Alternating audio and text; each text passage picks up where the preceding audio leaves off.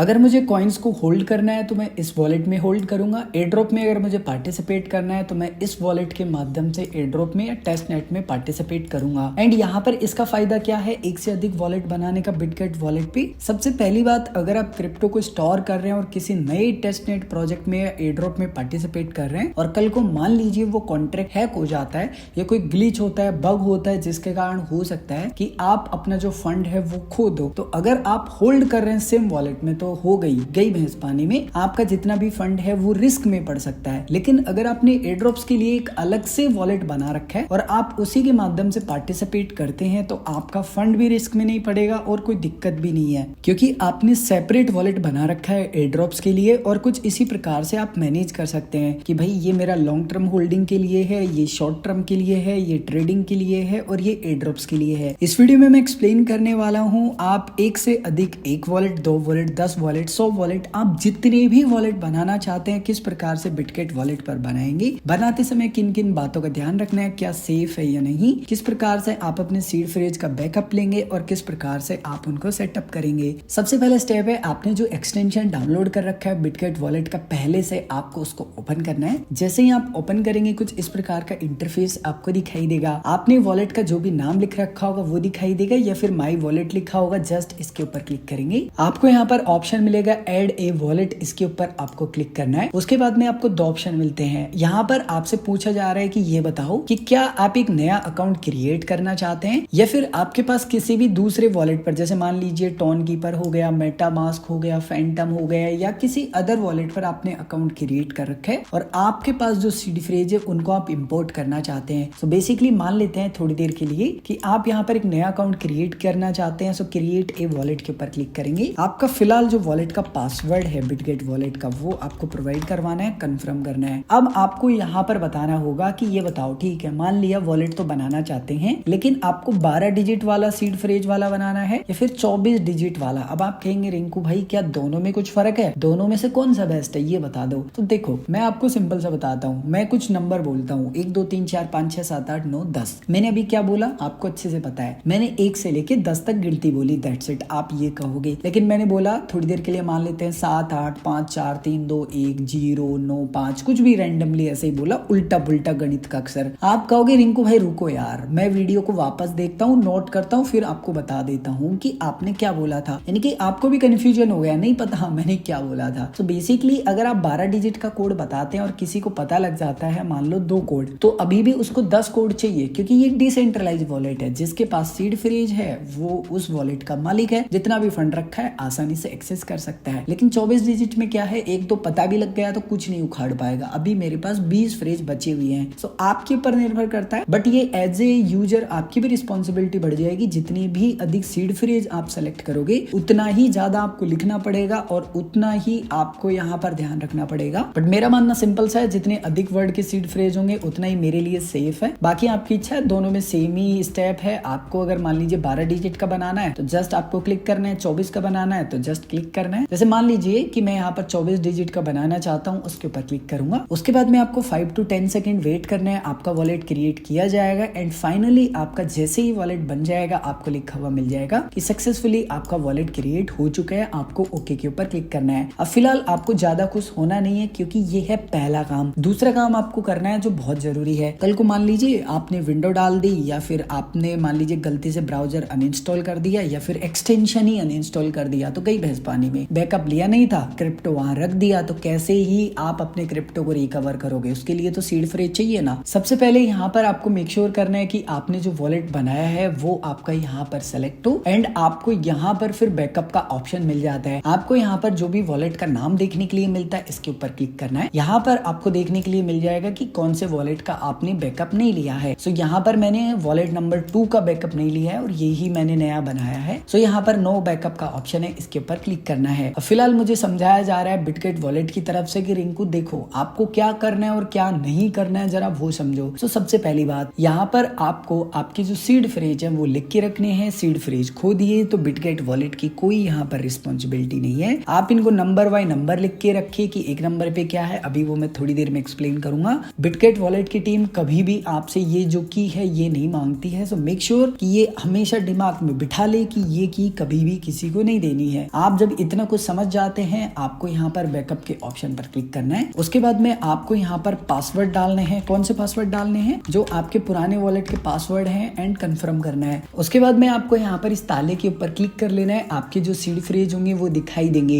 यही वो seed phrase है जो कभी भी किसी के साथ भी शेयर नहीं करने हैं। एंड जैसे कि यहाँ पर नंबर बाई नंबर लिखे गए हैं कि 1 नंबर पे क्या है, 2 नंबर पे क्या है, ऐसे ही करके 24 डिजिट तक लिखे हुए हैं। अगर आपने 12 डिजिट तक सेलेक्ट किए होंगे तो यहीं पर आपके कोड रुक जाएंगे। एंड ये 12 कोड आपको नोट डाउन करने हैं नंबर बाई नंबर। जब आप नोट डाउन कर लेते हैं, उसके बाद में आपको नेक्स्ट के ऊपर क्लिक करना है। अब यहाँ पर आपका काम कंप्लीट नहीं हुआ है। आपको यहाँ पर सिर्फ एक छोटा सा टेस्ट देना है। आपको बताना है कि 3 नंबर पे कौन सा वर्ड था जो कि आपने नोट डाउन किया था, एंड 10 नंबर पे एंड 19 नंबर पे। एंड ऐसे ही करके आपको जिस भी नंबर का कोड पूछा जाता है वो सेलेक्ट कर लेना है। उसके बाद में नेक्स्ट के ऊपर क्लिक करना है। अगर आप सब कुछ सही डालेंगे तो आपका जो वॉलेट है वो बैकअप हो जाएगा। लेकिन एक काम और कर ले ताकि आपको कंफ्यूजन ना हो कि इस वॉलेट में आपने कौन सा क्या क्रिप्टो रख रखा है या किस पर्पज के लिए बनाया है। सो आपको क्लिक करना है आपके वॉलेट के ऊपर। उसके बाद में एडिट के बटन पर क्लिक कीजिए। फिलहाल आपने जितने भी वॉलेट बना रखे होंगे वो सभी वॉलेट आपको देखने के लिए मिल जाते हैं। आपको जिस भी वॉलेट का नाम चेंज करना है, यहाँ पेंसिल के बटन पर क्लिक कीजिए। यहाँ पर रीनेम का ऑप्शन मिलेगा, इसके ऊपर क्लिक कीजिए। एंड जो भी नाम आप यहाँ लिखना चाहते हैं वो नाम लिखिए। उसके बाद में कंफर्म करेंगे। सो आपको यहाँ पर पता रहेगा कि ये वॉलेट आपने किस लिए बनाया है। मैंने रेंडमली मेरा ही नाम यहाँ लिख लिया है। बाय द वे, अगर आपका अभी भी कोई भी कंफ्यूजन है, आप कुछ भी पूछना चाहते हैं तो कमेंट करके पूछ सकते हैं।